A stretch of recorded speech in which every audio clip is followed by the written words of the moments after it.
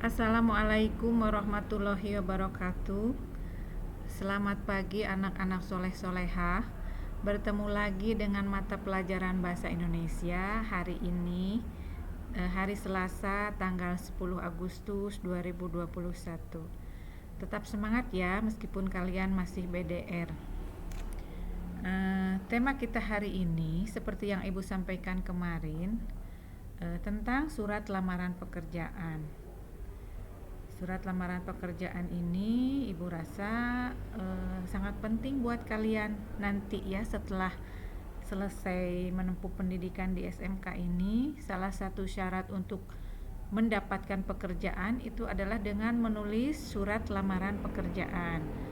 Ada baiknya kalian cermati supaya kalian nanti bisa dan paham dan bisa menulis surat lamaran.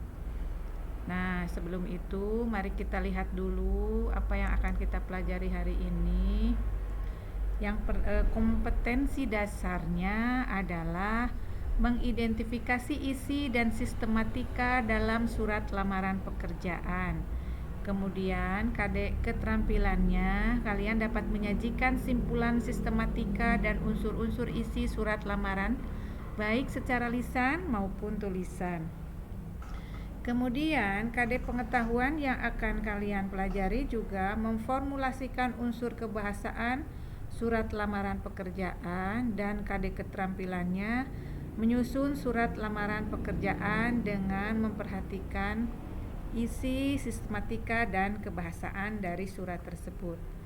Nah, Ibu rasa materi tentang surat ini bukan sesuatu yang asing ya bagi kalian, karena ini pernah kalian pelajari juga di SMP, namun belum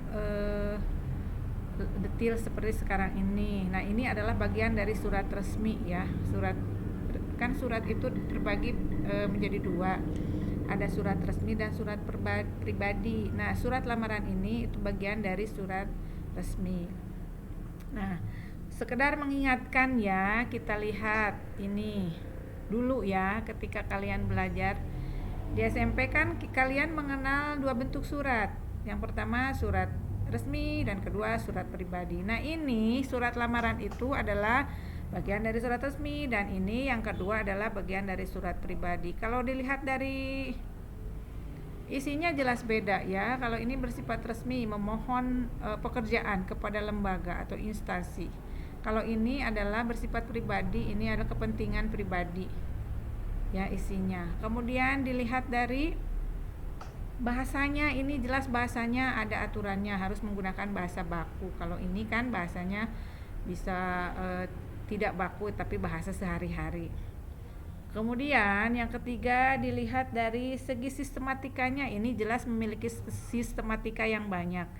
Kurang lebihnya ada 8. Kalau ini kan sistematikanya hanya sedikit ya. Surat pribadi itu hanya ada tanggal, kemudian ada alamat surat, salam pembuka, isi, dan penutup. Nah, itu. Nah, sekarang mari kita pelajari lebih dalam tentang surat lamaran pekerjaan. Nah, pada pembelajaran kali ini yang pertama kalian itu harus paham dulu apa itu surat lamaran pekerjaan. Mari kita lihat. Surat lamaran pekerjaan adalah surat yang dibuat oleh seseorang yang sedang memerlukan pekerjaan dari suatu perusahaan atau lembaga. Nah, melalui surat ini pelamar menyampaikan permohonan untuk diterima sebagai pegawai. Nah, surat lamaran ini bersifat formal atau resmi, artinya harus mengikuti aturan kebahasaan yang baik dan benar, mengikuti urutan bagian yang tertib, dan tentunya harus menggunakan bahasa yang santun. Itu dari pengertian dari surat lamaran pekerjaan. Nah, ada apa saja di dalam surat lamaran pekerjaan itu? Nah, mari kita lihat berikutnya. Sistematika surat lamaran pekerjaan. Nah, yang pertama sistematikanya itu ada tanggal. Contohnya Bandung 6 Agustus 2021. Itu ada di sudut kanan biasanya ya, di atas. Kemudian ada hal. Perihalnya apa surat tersebut? Ditulis lamaran pekerjaan. Kemudian ada lampiran. Lampiran itu maksudnya yang disertakan dengan surat lamaran tersebut. Nah, kalian kan menulis surat lamaran, boleh ditulis, boleh ditik. Nah, ada lampirannya.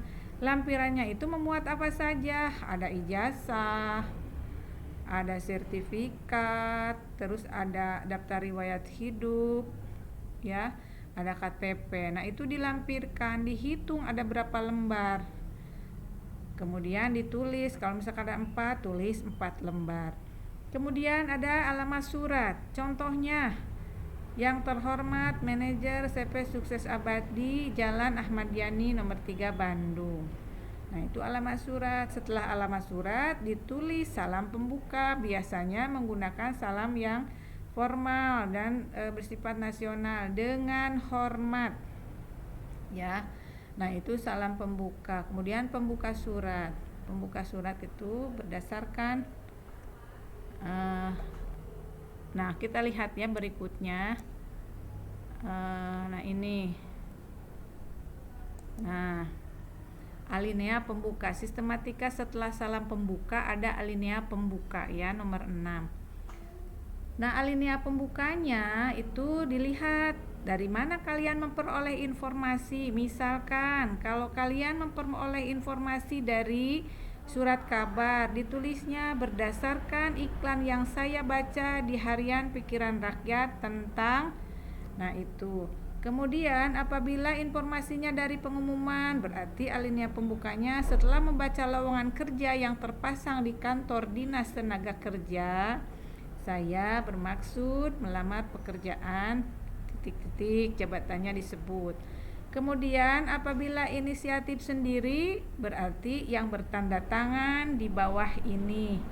Nah, itu jadi ada 3 jenis alinea pembuka. Silahkan kalian mendapatkannya dari mana. Nah, itu yang di A, B, C, yang di alinea pembukanya tinggal kalian pilih.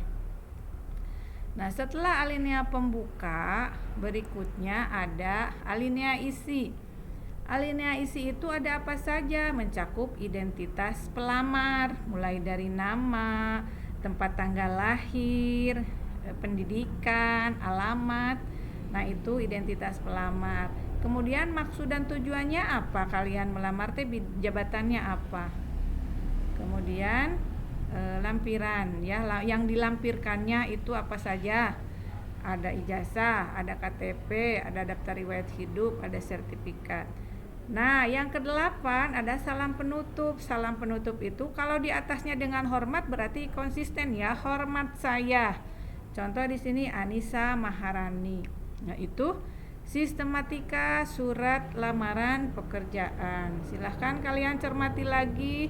Untuk kalian lebih paham boleh lihat di buku ya, di buku paket. Kalau sekarang boleh kalian lihat di internet tentang surat lamaran pekerjaan supaya kalian lebih paham lagi.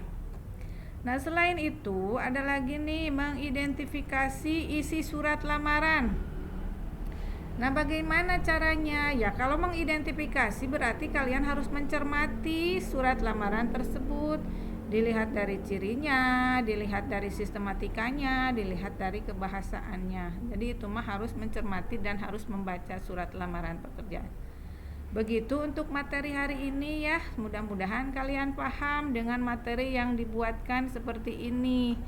Nah, tugasnya untuk hari ini, apa yang Ibu sampaikan melalui PowerPoint ini coba kalian tulis di dalam buku catatan. Nanti setorkan ke Ibu melalui aplikasi yang disediakan di sekolah. Kemudian tugas yang kedua, coba kalian cari ya, kalian cari contoh surat lamaran pekerjaan di surat kabar ataupun di buku ataupun boleh di media elektronik dengan cara searching ya dari internet. Kemudian kalian tandai mana tanggal surat berdasarkan sistematika yang tadi yang 8 itu ditandai. Tanggal surat beri nomor 1, hal beri nomor 2, lampiran nomor 3 sampai nomor 8. Itu ya tugas untuk hari ini. Ibu beri waktu 2 hari ya. Kalau 2 hari mengumpulkan berarti nilainya masih full, masih utuh. Kemudian kalau misalkan tugasnya terlambat, berarti kalian nilainya sedikit berkurang, tetap diberi nilai. Ibu sarankan kan tugas itu tidak hanya pelajaran bahasa Indonesia saja, pelajaran lain juga memberikan tugas. Nah, ada baiknya setiap kali beres PJJ, misalkan ini PJJ bahasa Indonesia selesai, segera kerjakan, laporkan di CBT, kirimkan di CBT supaya kalian tidak terbebani dengan tugas-tugas. Semakin ditumpuk semakin banyak, semakin malas ya. Nah, itu setiap ada tugas langsung kerjakan. Setiap ada tugas langsung kerjakan. Seperti halnya ini bahasa Indonesia kan tidak banyak, cuma 2 saja. Satu, mencatat hal yang penting yang Ibu sampaikan. Yang kedua, memberikan contoh surat lamaran dengan digarisbawahi berdasarkan sistematika, itu saja. Ya.